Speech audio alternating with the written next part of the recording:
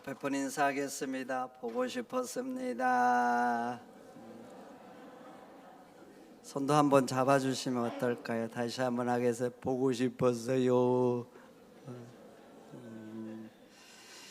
예수님이 나귀를 타고 예루살렘에 입성하셨습니다. 그때 사람들이 예수님 오신다는 소식을 듣고 구름처럼 모여들었어요.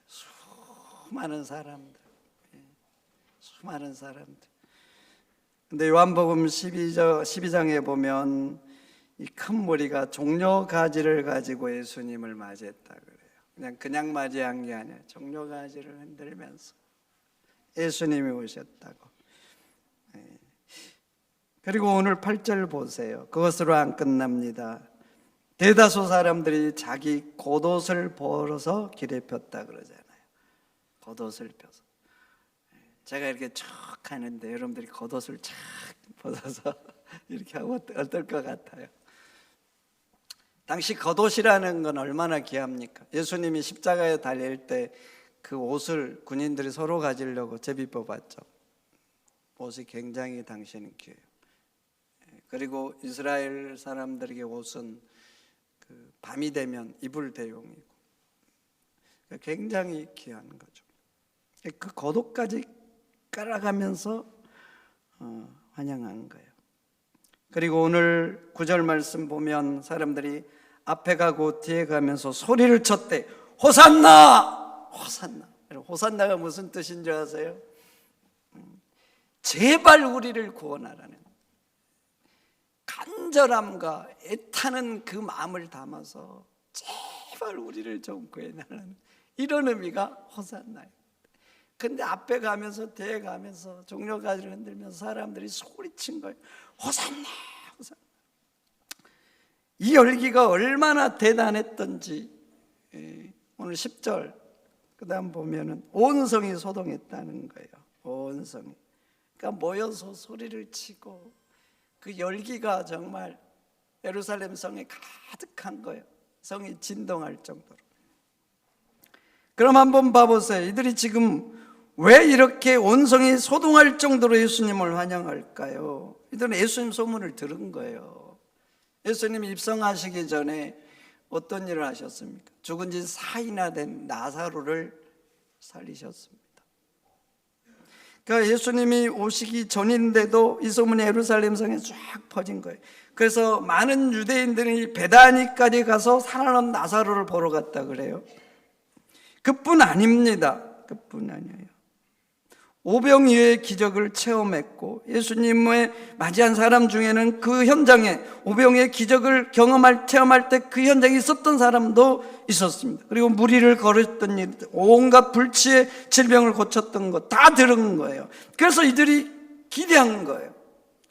아, 이분이 우리의 왕이 되면 먹고 사는 문제 해결되겠구나. 우리의 고통도 아픔도 해결되겠구나. 우리 민족이 다시 강성해져서 다윗과 솔로몬 시대처럼 되겠구나. 그래서 이들은 예수님이 오신다는 소문을 듣고 달려나와서 자기 겉옷을 길에 펴고 종려가지를 흔들면서 호산나 호산나 다윗의 자손이여 우리를 구원하시려고 목이 터져라 외친 겁니다. 서기관과 바리새인들이 예수님과 척을 졌죠. 근데 처음부터 그런 게 아니에요. 처음에는 이들이 예수님을 좋아했어요. 왜 좋아했느냐? 혹시나 한 거예요. 혹시나. 예수님이 수많은 기적을 행하셨죠. 그래서 혹시나 이분이 우리가 기다리는 메시아 아닌가 이런 생각을 한 거예요. 그런데 그들이 기다리는 메시아는요 십자가를 지시는 메시아가 아니에요. 정치적인 메시아, 경제적인 메시아, 군사적인 메시아, 세상에서 자신들의 문제를 해결해 줄 수 있는 메시아, 이 메시아를 기다린 거죠. 근데 예수님을 만나보니까 접촉해보고 함께 있어보니까 이것과 거리가 먼 거예요. 그래서 예수님과 멀어지고 척을 진 겁니다. 그런데 지금 예수님을 열렬히 환영하는 이 사람들도 보세요. 예수님은 작고 작은 나귀 새끼를 타고 입성하시는데 마치 백마를 타고 개선한 왕처럼 예수님을 맞이하고 있는 거죠. 그러니까 이들도 잔뜩 기대한 거죠. 야, 이분이 왕이 되면 우리 먹고 사는 문제 해결할 수 있다. 우리 인생의 문제도 해결하고 우리 민족도 해방시킬 것이다. 이런 기대를 하고 있는 것이죠. 그러면 저는 여러분들에게 한번 물어보고 싶어요. 여러분들 예수님을 믿으면서 예수님께 무엇을 기대하십니까? 뭘 기대하세요? 더 부유한 삶을 기대합니까?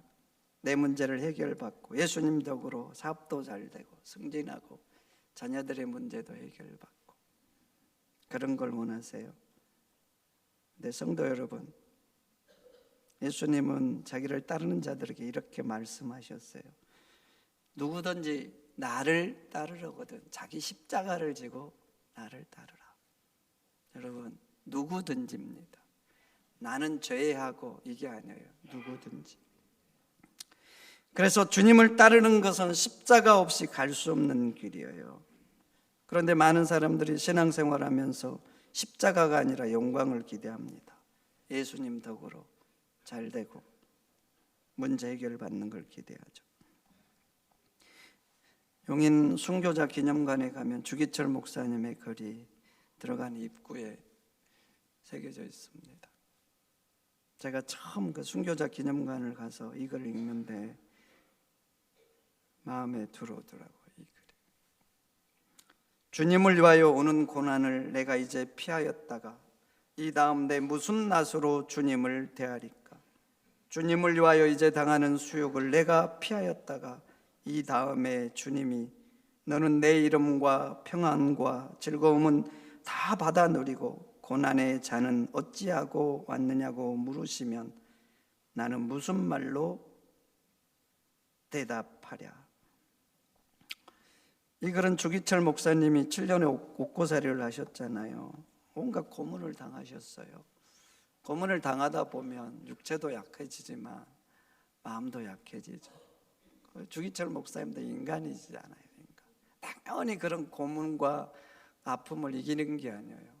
계속 그런 삶이 1년, 2년, 3년 이렇게 이어지다 보니까 이러다가 나도 주님을 배반할 수 있겠구나 이런 생각이 든 거예요. 그래서 그런 마음을 가지고 기도한 거예요. 그 결과가 이 글인 거예요. 그래서 주기철 목사님은 기도하면서 이겼고 그래서 순교했지만 자기의 믿음을 지킨 겁니다. 지킨 거. 여러분들은 어떻습니까? 어떠시냐고요? 주님 덕에 잘된만을 원하십니까? 아니면 주님이 주신 십자가를 지고 따르고 계십니까? 주님을 따르는 길은 십자가를 지는 삶입니다. 십자가 없이는 갈 수가 없어요. 그래서 부부 사이에서도 주님 때문에 져야 될 십자가가 있어요. 친구 사이에도 그래. 내가 예수님을 믿기 때문에 져야 될 십자가가 있어요. 안 져도 되는데. 직장에서도 그래요. 내가 예수님을 믿기 때문에 져야 될 십자가들이 있는 것입니다. 그런데 놀라운 역설은 그 십자가 속에 있습니다. 십자가의 길이 생명이고 십자가의 길이 구원입니다. 십자가의 길을 갈 때 어둠이 거쳐지는 거예요. 그리고 하나님의 나라가 비로소 그곳에 임합니다. 제가 이재철 목사님 간증을 들은 적이 있습니다. 이분은 술을 너무나 좋아했대요. 적당히 좋아하시지 너무나 좋아했대요. 결혼을 했어도 술을 마시면 2시, 3시 이런 게 다반시였답니다. 그 술을 마시면 가끔씩 아내를 불러냈대요. 본인 말로는 객기 부르려고 불러냈답니다. 그 사모님이 성악을 전공했나 봐요. 그래서 노래 시키려고 친구들 앞에서. 그러면 아내는 2시가 되든 3시가 되든 오라 하면 와서 친구들 앞에서 노래를 했답니다. 그리고 술을 마시고 집에 들어가면 2시가 되든 3시가 되든 초인종을 눌렀대요. 초인종. 아내를 깨워서 문을 열어주면 들어갔대요. 여러분, 인간이 그러면 돼요? 안 돼요? 안 되잖아요. 그리고 그 새벽 시간에 항상 밥을 차리라 그랬대요. 밥을.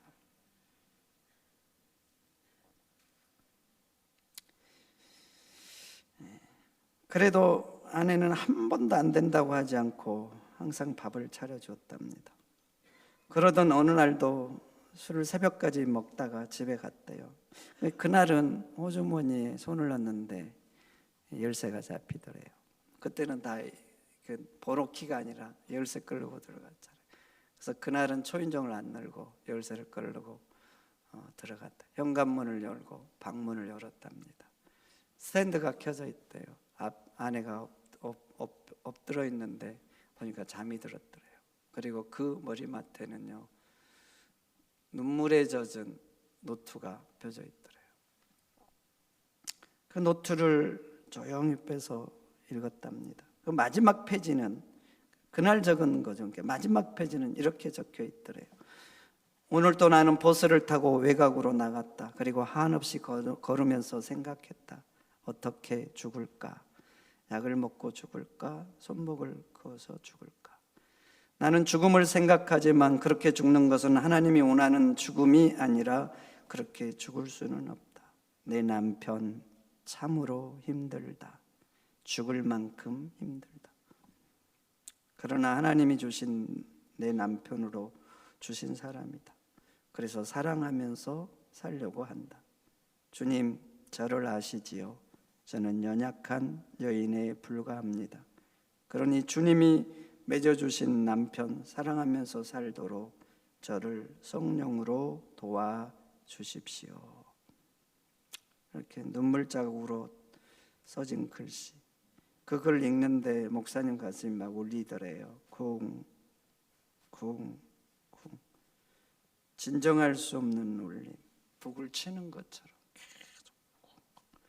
아내는 자기 때문에 매일 죽음을 생각할 정도로 힘들었는데 이렇게 아무렇지도 않고 술집에 와서 노래하라면 하고 초인종 누르면 나와서 문 열고 그 새벽에 정성껏 밥을 차려주었구나.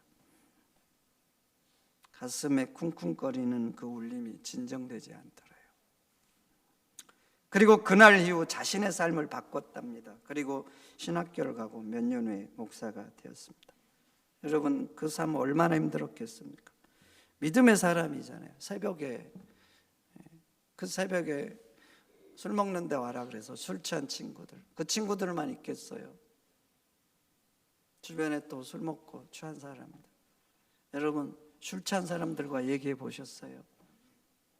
저는 친구들 술 먹는 데 갔다가 다시는 안 갑니다. 저만 멀쩡해. 제정신들이 아니야. 그런 사람 앞에서 노래를 한다는 게 얼마나 힘들었겠냐고요. 얼마나. 보통 사람은 그러지 않겠습니까? 노래하라고 부르면 네가 제정신이냐? 술을 쳐드셔도 곱게 쳐드셔야지. 그러지 않겠어요? 초인종 누르면 어떻게 할 거예요? 한두 번은 열어줄 수 있지만 자꾸 그러면 니는 손이 없냐 발이 없냐? 니는 남편이 아니라 왼수다 그러지 않겠어요? 밥 차려라고 뭐라고 하겠어요? 네가 쳐드시든지 말든지 이러지 않겠어요? 여러분들은 안 그러겠죠? 근데 그럴 것 같아요, 많은 사람들이.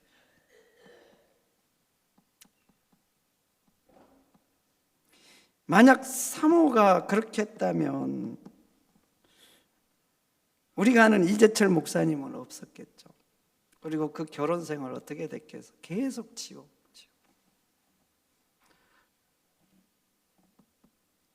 그런데 그 사모는 죽을 만큼 힘든데 하나님 때문에 그 남편을 죽을 힘을 다해서 섬긴 거예요. 그냥 섬긴 게 아니에요.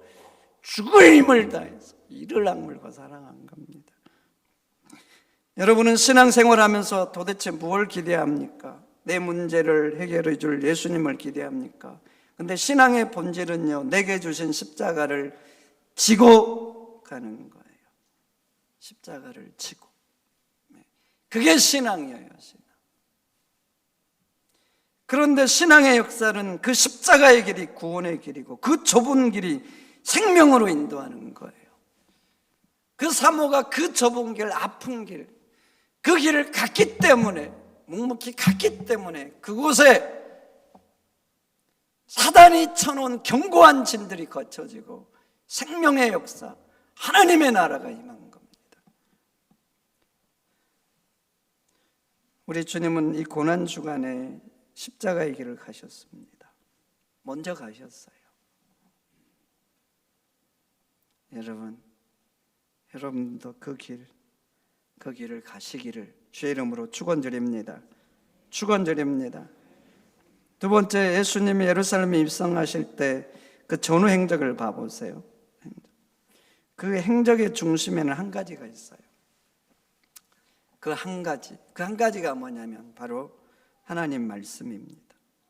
예수님이 예루살렘에 입성할 때 나귀를 타셨습니다. 수많은 사람들이 나와서 호산나예요. 온 성이 진동할 정도로. 그런데 왜 하필 나귀일까요? 나귀 볼품없습니다. 작습니다. 여러분들 옛날에 집에서 송아지 있었잖아요. 소 키우면 그 송아지만큼이에요. 수많은 사람들이 나와서 맞이합니다. 종려가지를 흔들면서 호산나 하는데, 여러분 왜 나귀냐고요? 나귀. 신천지 행사를 하는 거 보니까 이만희가 헬기를 타고 등장하더라고요. 유튜브 보셨어요? 어디 종합체육 그 경기장인데 아마 대구쯤 된 것 같아요. 신천지 신도가 그냥 쫙 그냥 도열해 있더라고. 헬기 쫙 타고 한 바퀴 돌더니 쫙 폼 나죠? 폼 나려고 그렇게 하는 거예요. 폼 나려고. 김정은이 말을 탄 걸 그 사진을 봤어요. 백마를 타고 있더라고요. 어디서 구했을까요? 그 백마. 멋있더라고. 푸틴도 말 타는 걸 좋아하는가 봐요. 근데 푸틴도 하얀 말을 탔더라고요. 헬기 그리고 백마 그럴듯하잖아요. 우리 예수님은 그런데 구름을 타고 예루살렘에 입성할 수도 있는 전능자였어요. 근데 구름도 아니고 백마도 아니고 나귀를 타고 입성하시고, 도대체 왜 나귀일까요? 그것은 바로 하나님의 말씀을 이루기 위해서죠. 그래서 오늘 4절 보세요. 이는 선지자를 통하여 하신 말씀을 이루려 하심이라 그러죠.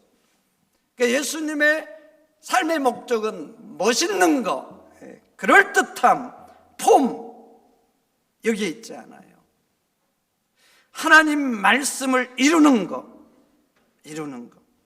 그래서 스가랴 9장 9절 말씀, 이 해놓으신 말씀을 이루시려고 그렇게 하신 거예요.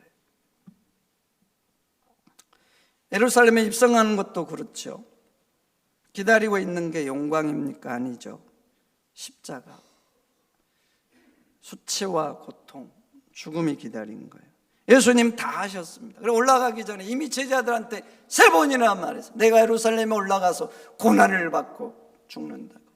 예수님은 다 하셨어요. 다 하시는데 그 고난의 길, 수치의 길, 죽음의 길을 가신 거예요. 도대체 왜 죽는 줄 아는데 갈까요? 사람들은 힘듦도 피하려고 합니다. 죽음의 길을 알면 여러분 그 길 가시겠어요? 가지 않지. 근데 예수님은요, 묵묵히 가셨어요. 다 하시는데 도대체 왜 가셨느냐? 하나님의 뜻을 이루시려고 가신 거예요. 근데 그 길은 자기가 죽지 않고는, 십자가에 달리지 않고는 이룰 수 없는 길. 그래서 다 하는 대로 가신 거예요. 오직 하나님의 말씀을 완성하려고. 십자가에 달릴 때도 봐보세요. 극한의 고통. 여러분 인생을 살다 보면 한 번쯤은 극한의 고통을 당합니다. 어떻게 할 수 없는 고통. 그렇게 못이 박혀서 매달려 있어요. 너무 고통스러워서 어떻게 해야 될지 모르는 상황. 이런 상황인데 요한복음 19장 28절에는 이렇게 기록합니다. 성경을 응하게 하시려고 내가 목마르다 하셨다고. 그러니까 예수님이 그냥 목마르다 하신 게 아니에요. 시편 69편의 말씀을 이루시려고. 예수님은 그 고통 속에서도 그 말씀을 한 거예요. 여러분, 이제 예수님의 생명이 한 줌밖에 안 남았어요. 근데 너무나 고통스러워요. 근데 그 상황 속에서도 예수님은 생각한 거예요. 어떻게 하면 하나님의 말씀을 이룰까? 완성할까? 그래서 그 말씀을 이루시려고 그 상황 속에서도 내가 목마르다 하신 겁니다. 예수님의 목표는 잘 먹고 잘 살고 누리고 많이 갖고 이런 게 아니었어요. 오직 하나님의 말씀을 이루는 삶이었습니다. 그래서 백마가 아니고 낙이었고, 그래서 예루살렘이었고 십자가였고, 그래서 십자가의 그 고통 속에서도 목마르다 하신 겁니다.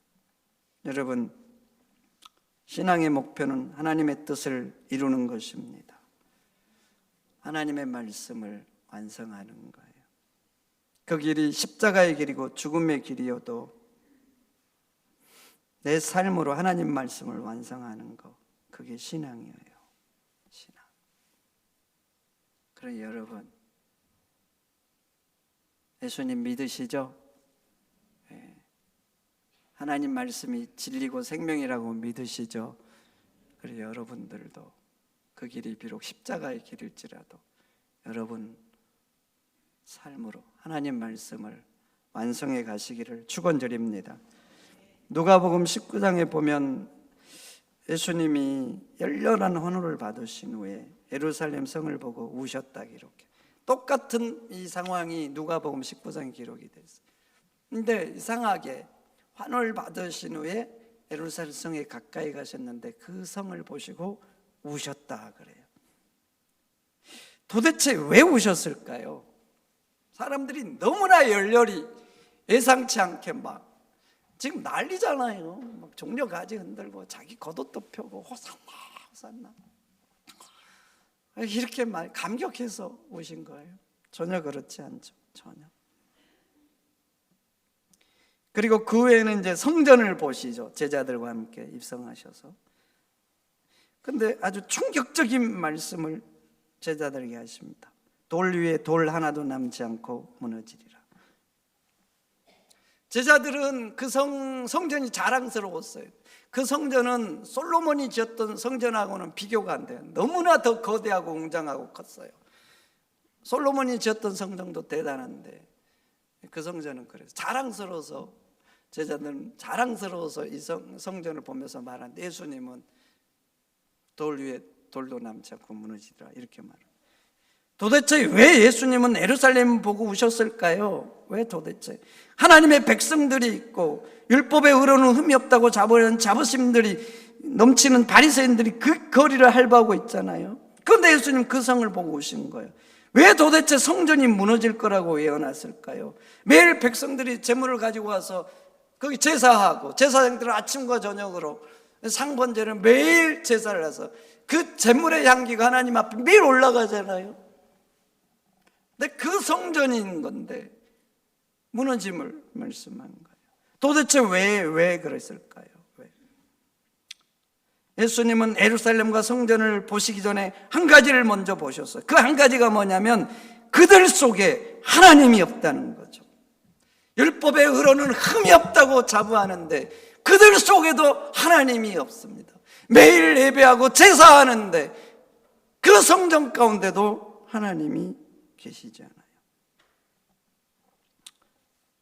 그들은 입으로는 하나님 하나님 하는데 실제로 그들의 마음속에는 하나님 없는데 한 가지는 가득해요. 그 한 가지가 뭐냐면 자기 자신, 나는 가득해. 그래서 이들에게는 하나님은 자기를 위한 수단이죠. 입으로는 하나님이에요. 매일 제사예요. 그런데 하나님은 자기를 위한 수단, 내 영광을 위한 수단, 내 높아짐을 위한 수단, 내 부함을 위한 수단, 내 문제를 해결하는 수단. 제사장들조차도 하나님을 자기 수단으로 삼잖아요. 자기 수단. 그렇게 수단을 삼으니까 성전이 어떻게 변하겠습니까? 돈벌이 수단으로 변하죠. 그래서 성전이라고 이름하는데 예수님 눈에는 더 성전이 아닌 거예요.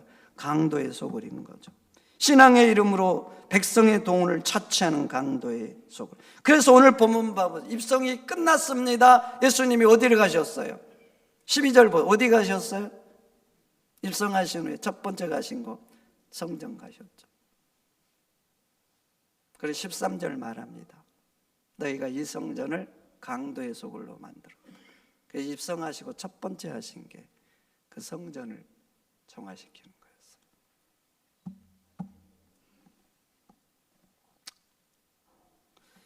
그리고 서기관과 바리새인들을 향해서는 뭐라고 하셨습니까? 그들을 만나서는 뭐라고 했어요? 23장에 보면 이제 회칠한 무덤이라고 하잖아요. 겉은 종교로 그럴듯한데 속에는 욕심과 욕망이 가득한 사람. 예수님이 그들을 가리켜서 그러죠. 입으로는 하나님 하는데 너희 마음은 내게서 멀다고. 마음은 멀다고. 그래요. 율법의 의로는 흠이 없다고 하는데 겉모습인 거예요.